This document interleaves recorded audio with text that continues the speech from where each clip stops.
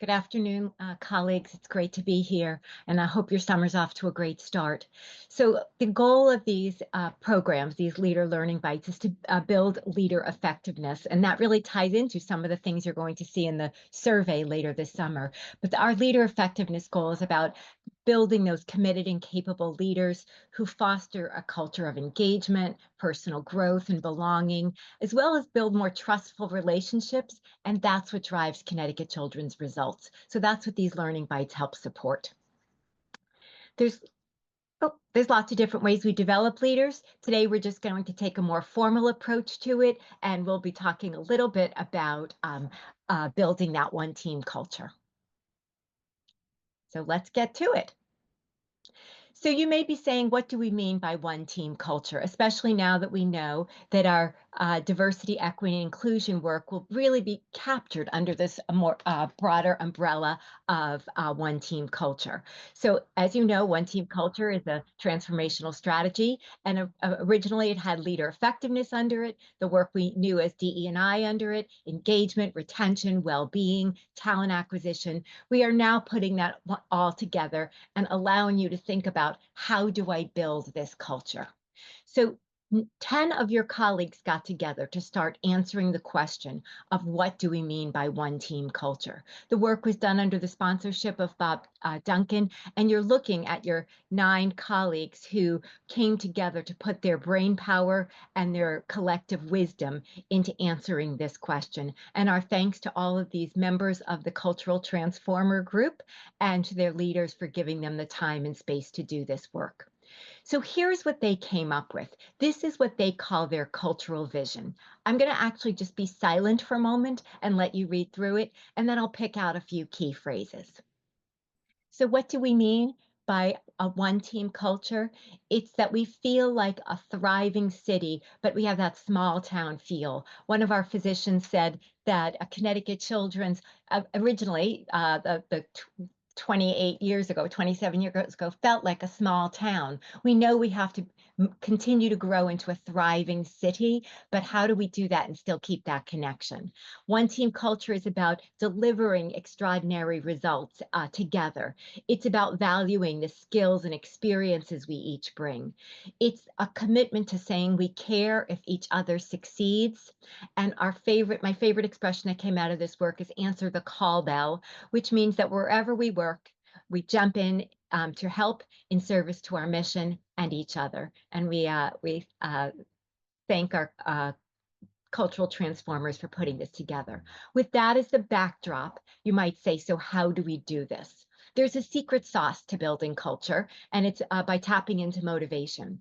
And motivation is fueled through autonomy, which is the desire to direct our own lives, through mastery, which is the drive to do better and be better, and of course, purpose, which is how we go about seeking meaning greater than ourselves.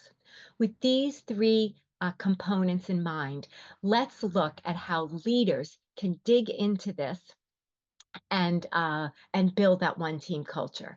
It's inspiring, it's providing clear accountability, and it's removing barriers.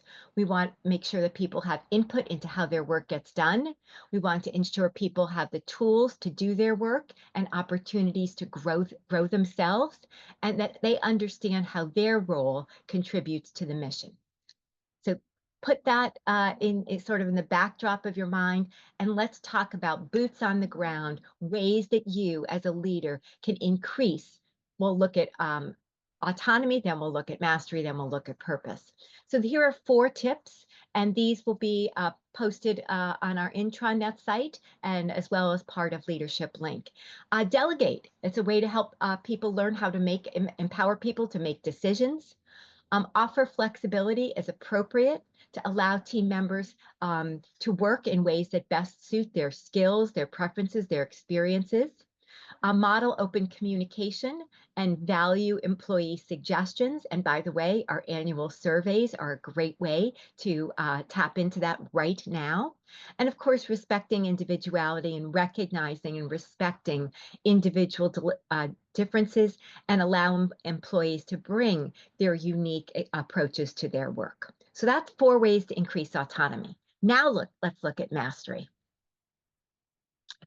So mastery, which is about doing better and being better, is first you have to be able to create psychological safety so staff can share when they're struggling without that fear of reprisal.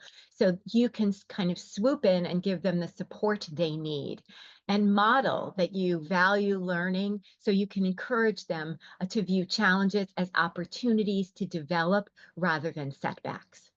Also, you want to set those clear expectations. Help them build SMART goals that encourage them to do better and be better.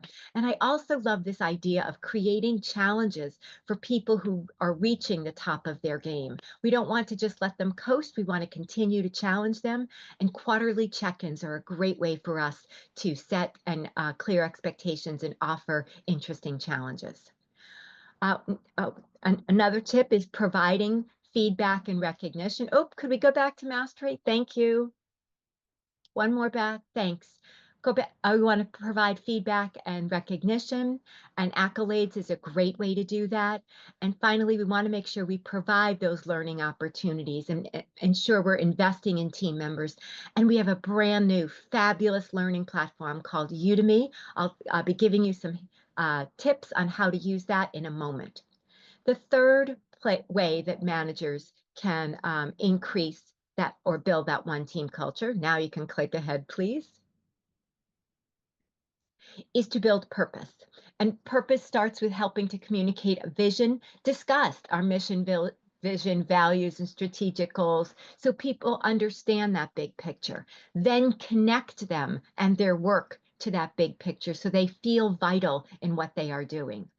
Align roles with their values when you can is help them connect the things they are passionate about with the things they are doing. Recognize and appreciate team members' contributions in ways that highlight their value and the impact of their work. Again, accolades is a great way to do that. And finally, promote community connectedness, facilitate involvement in our community to initiate and boost the sense of greater social benefit. So these are some hands-on tactics you can use to help build that one team culture. Here's another way we can, one more click. There's some resources on our brand new learning platform, Udemy. And there's two courses that our learning expert, James Donnelly, is suggesting. One is called Building an All-In Culture with Chester Elton. It's 38 minutes. It's got a 4.5 rating, and you could watch it in segments. And I also tuned in to look at the 9 principles of transformational leadership that build brand value, winning teams, and culture. It's long, but you can chop it up into digestible learning bites. So I would encourage you to check out those or others on Udemy that can support your creating that one team culture. And the organization effectiveness team, Kevin McCaffrey, James Donnelly, and I are here to support you in that role.